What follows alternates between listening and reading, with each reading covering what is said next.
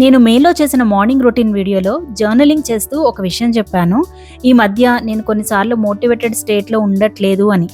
నాకు తెలిసిన టెక్నిక్స్ అన్నిటితో నన్ను నేను పుష్ చేసుకోగలిగాను. కానీ లాస్ట్ 6 మంత్స్లో కొన్నిసార్లు ఒక రకమైన స్ట్రెస్, బర్న్అవుట్, ఏదో సంథింగ్ చాలా ఇబ్బంది పడ్డాను.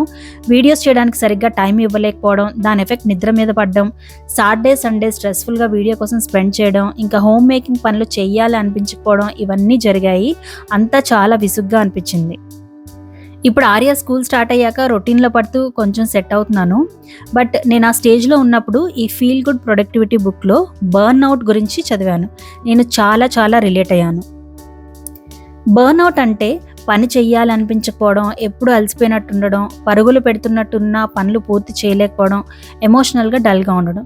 అయితే ఇదేదో స్ట్రెస్ఫుల్ జాబ్స్ చేసే వాళ్ళకే ఉండాలని లేదు. ఒక స్టూడెంట్కి ఉండొచ్చు, హోమ్ మేకర్కి ఉండొచ్చు, ఎవరికైనా ఉండొచ్చు. నాకు ఈ మధ్య చాలా కామెంట్స్ కూడా వచ్చాయి, ఇలా పనులు చేయబుద్ధి కావట్లేదు, ఎలా బ్యాలెన్స్ చేసుకోవాలో ఈ టాపిక్స్ మీద వీడియో చేయండి అని. మనం అలా రోజంతా విసుగ్గా అలసిపోయినట్టు, పనులు చేయబుద్ధి కానట్టు, ఓవరాల్గా ఇలా బర్న్అవుట్తో ఉండడానికి 3 రీజన్స్.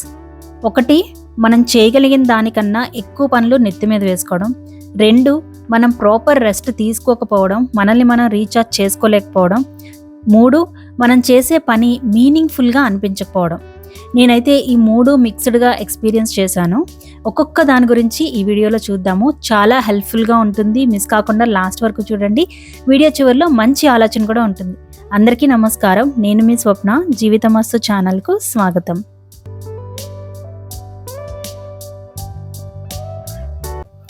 మన బర్న్అవుట్కి ఫస్ట్ రీజన్ ఎక్కువ పనులు నెత్తినేసుకోవడం.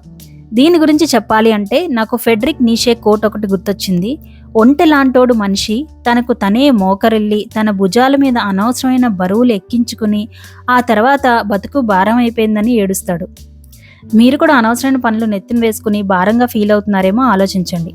గెస్ట్లు వస్తుంటే ఎక్కువ వెరైటీస్ ప్లాన్ చేసుకుని హడావుడి పడ్డం, పిల్లల్ని 2 కంటే ఎక్కువ ఎక్స్ట్రా కరిక్యులర్ యాక్టివిటీస్లో జాయిన్ చేసి వాళ్ళని పికప్లు డ్రాపులతోనే ఎక్కువ అలసిపోవడం. ఎవరికైనా మంచి వాల్యూ ఇచ్చి హెల్ప్ చేయడం మంచిదే, కానీ అటుపక్క వాడుకునే మెంటాలిటీ ఉన్న వాళ్ళకి మొహమాటంతోనో హెల్ప్ పేరుతోనో మన టైం అండ్ ఎనర్జీ వేస్ట్ చేసుకోవడం.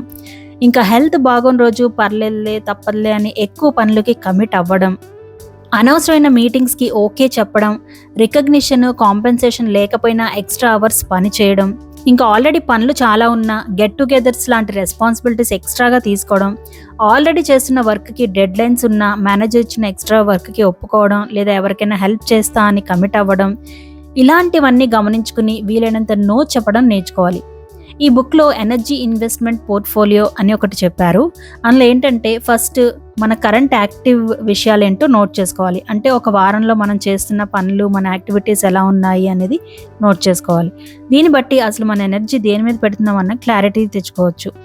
నెక్స్ట్ మీ ఫ్యూచర్ గోల్స్, డ్రీమ్స్, అప్కమింగ్ పనులు నోట్ చేసుకోవాలి. దీనివల్ల ఎంతవరకు మనం ఎక్స్ట్రా వర్క్ తీసుకోగలము అనే ఐడియా వస్తుంది. ఆఫీస్లో మీకు ఎక్స్ట్రా వర్క్ ఇచ్చినప్పుడు మీకున్న ప్రయారిటీస్ చెప్పి ఆ వర్క్కి టైం పడుతుంది అని ముందే ఇన్ఫర్మేషన్ ఇవ్వండి, లేదా దేనికి ప్రయారిటీ ఇవ్వమంటారు అని వాళ్ళనే అడగండి. అండ్ ఒకవేళ మీకు హెల్త్ బాగోకపోతే దాన్ని సీక్రెట్గా ఉంచకుండా కమ్యూనికేట్ చేయండి.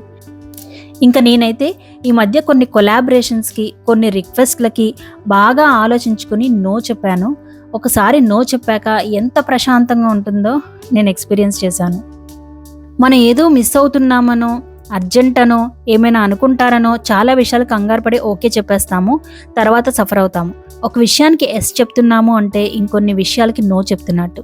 ఆ ఎస్ వల్ల మనకు వచ్చే లాభం ఏంటి, దేనికి నో చెప్తున్నామో వాటి విలువను కంపేర్ చేసుకొని నిజంగా ఎస్ చెప్పడం అవసరమా అని ఆలోచించుకోవాలి. సో అనవసరమైన పనులు తగ్గించుకుని ఓవర్ కమిట్మెంట్స్ పెట్టుకోకుండా మీ ఎనర్జీని సేవ్ చేసుకోండి.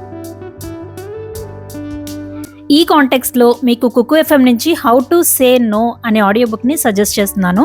పర్సనల్ అండ్ ప్రొఫెషనల్ లైఫ్లో మొహమాటాన్ని ఎలా డీల్ చేయాలి, నో చెప్పాల్సి వచ్చినప్పుడు ఎలా చెప్తే మనకి హెల్ప్ఫుల్గా ఉంటుంది అనేది తెలుసుకోవచ్చు. డైలీ లైఫ్కి చాలా యూజ్ అయ్యే బుక్. కుకు ఎఫ్ఎంలో మరెన్నో విభాగాల్లో ఇలాంటి యూస్ఫుల్ ఆడియో కంటెంట్ ఎంతో ఉంది.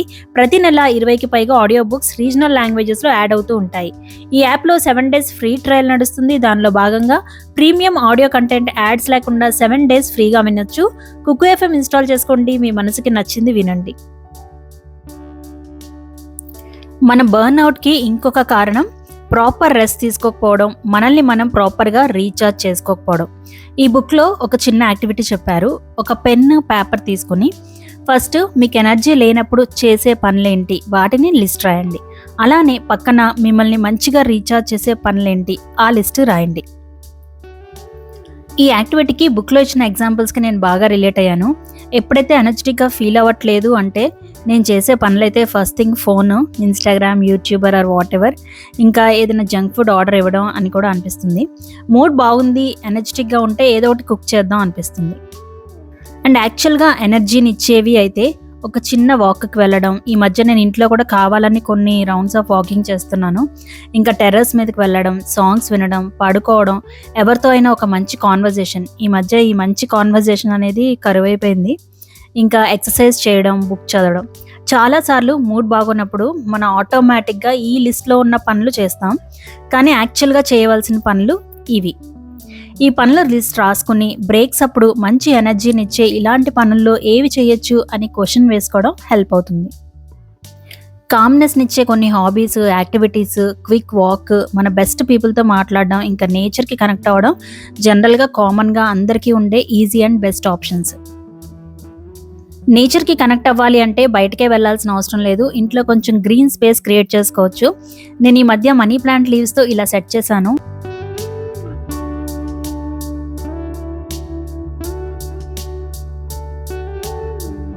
వన్ మంత్ తర్వాత రూట్స్ వచ్చాయి, కొత్త లీవ్స్ వచ్చాయి.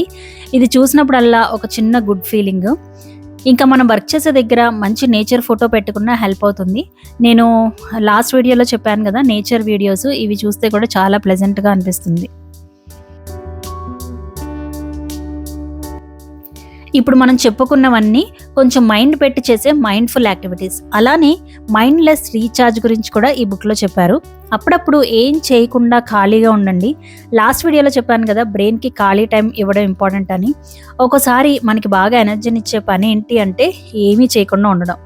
అలానే ఎప్పుడైనా ఒక రోజు లేజీ డేగా డిక్లేర్ చేసుకోవచ్చు. ఇవాళ ఇది చేయాలి, అది చేయాలి అని ప్రెషర్ పెట్టుకోకుండా మీకు నచ్చినట్టు స్పెండ్ చేయొచ్చు. అది మీ క్రియేటివిటీకి, గ్రోత్కి స్పేస్ని ఇస్తుంది. నాకైతే సండే ఆఫ్టర్నూన్ నుంచి అలా ఎజెండా ఏం పెట్టుకోకుండా రిలాక్స్డ్గా స్పెండ్ చేయడం అంటే చాలా ఇష్టం. ఎస్పెషల్లీ ఒక మంచి మూవీ చూడడం అంటే ఇంకా ఇష్టం. కానీ ఈ మధ్య చాలాసార్లు వీడియోకి సంబంధించి most of the work Saturdays, Sundays చేయాల్సి వచ్చింది. ఆ బర్న్అవుట్ అనేది నేను బాగా ఫీల్ అయ్యాను. By doing less today you can feel better tomorrow. కరెక్టే కదా? బర్న్అవుట్కి నెక్స్ట్ కారణం మనం చేసే పని మీనింగ్ఫుల్గా అనిపించకపోవడం. మనం చేసే పనులు మీనింగ్ఫుల్గా ఎప్పుడు అనిపించవు అంటే మనం చేసే పనుల్లో వాల్యూ చూడలేనప్పుడు. ఫర్ ఎగ్జాంపుల్, నేను ఎప్పుడు చెప్తూ ఉంటాను, నాకు హోమ్ మేకింగ్ అంటే అంత ఫేవరెట్ పని కాదు, అయినా ఎందుకు చేయగలుగుతున్నాను అంటే దాని వాల్యూ నేను చూడగలుగుతున్నాను కాబట్టి. ఇల్లు నీట్గా పెట్టుకుంటే మైండ్ ప్రశాంతంగా ఉంచుకోవడానికి, కావాల్సినప్పుడు వస్తువులు తీసుకోవడానికి, ప్లెజెంట్గా ఉండడానికి బాగుంటుంది కాబట్టి. హెల్దీ వంటలు, మంచి హ్యాబిట్స్ ఫాలో అవ్వాలి అంటే కష్టమే, కానీ దానివల్ల నాకు, ఇంట్లో వాళ్ళ హెల్త్కి మంచి జరుగుతుంది కాబట్టి. వర్కౌట్స్ చేయడం కష్టమే, కానీ మనం లాంగ్ టైం ఫిట్గా ఉండడానికి హెల్ప్ అవుతుంది కాబట్టి. పిల్లల్ని కూర్చోబెట్టి చదివించడం కష్టమే, కానీ రేపు వాళ్ళు బాగా చదువుకునే ప్రయోజకులు అవ్వడానికి హెల్ప్ అవుతుంది కాబట్టి. మీరు డైలీ పనులు ఏవైతే చేయలేకపోతున్నారో ఆ పని వల్ల మీకు వచ్చే వాల్యూ ఏంటి, లాంగ్ టర్మ్లో మీకు ఎంత ఇంపార్టెంట్ అనేది ఆలోచించండి. దానికి ఒక మీనింగ్ క్రియేట్ చేసుకోండి, ఆటోమేటిక్గా చేయగలుగుతారు. ప్రతి పనికి ప్రతిరోజు మోటివేటెడ్గా అందరూ ఉండలేకపోవచ్చు, కానీ ఆ పనికి అర్థం, విలువ మనం చూసినప్పుడు ఆ పనిని హ్యాపీగా చేయగలుగుతాము. ఈ బుక్లో వీల్ ఆఫ్ లైఫ్ అనే ఒక యాక్టివిటీ ఉంది. ఒక సర్కిల్ గీసి దాన్ని 9 పార్ట్స్గా డివైడ్ చేసుకోవాలి. లైఫ్లో మన ఇంపార్టెంట్ ఏరియాస్ అన్ని నోట్ చేసుకోవాలి. ఇది బేసికల్గా లైఫ్లో మనకి ఏం కావాలి, ఎలా ప్రోగ్రెస్ అవ్వాలి అనే దానికి ఒక క్లియర్ పిక్చర్ ఇవ్వడానికి హెల్ప్ అవుతుంది. మీ లైఫ్లో ఉన్న ఇంపార్టెంట్ ఏరియాస్లో మీరు కోరుకునే దానికి ఇప్పుడు మీ డైలీ యాక్షన్స్ ఎంతవరకు అనుగుణంగా ఉన్నాయి అనేది చూసుకోవచ్చు. దాన్ని బట్టి కలర్ చేసుకోవచ్చు. ఇలా ఇక్కడ మెన్షన్ చేసినట్టే కాదు, మీ లైఫ్ని బట్టి మీరు నోట్ చేసుకోవచ్చు, దాన్ని బట్టి యాక్షన్ తీసుకోవచ్చు. నేనైతే ఇలా నోట్ చేసుకున్నాను. ఈ యాక్టివిటీ చేస్తున్నప్పుడు నాకు వచ్చిన ఐడియా ఏంటి అంటే, ఏ ఏరియాస్లో ఎలా ఉండాలి అని అనుకుంటున్నామో దాని ప్రకారం మనం డైలీ చిన్న చిన్న హ్యాబిట్స్ బిల్డ్ చేసుకుంటే బాగుంటుంది అని.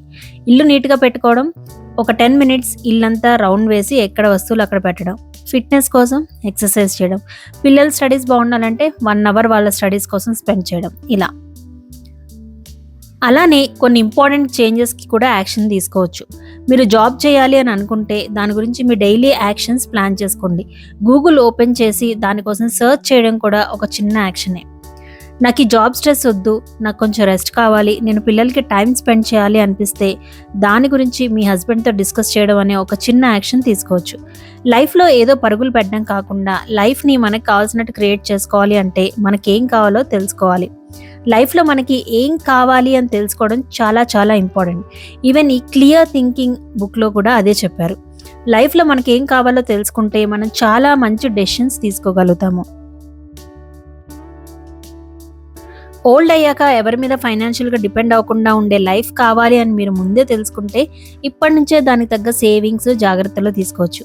ఫ్యామిలీతో టైం స్పెండ్ చేయలేదు అని రిగ్రెట్ అవ్వకూడదు అనుకుంటే దాని ప్రకారం ఇప్పుడు మీ వర్కింగ్ అవర్స్ అడ్జస్ట్ చేసుకోవచ్చు.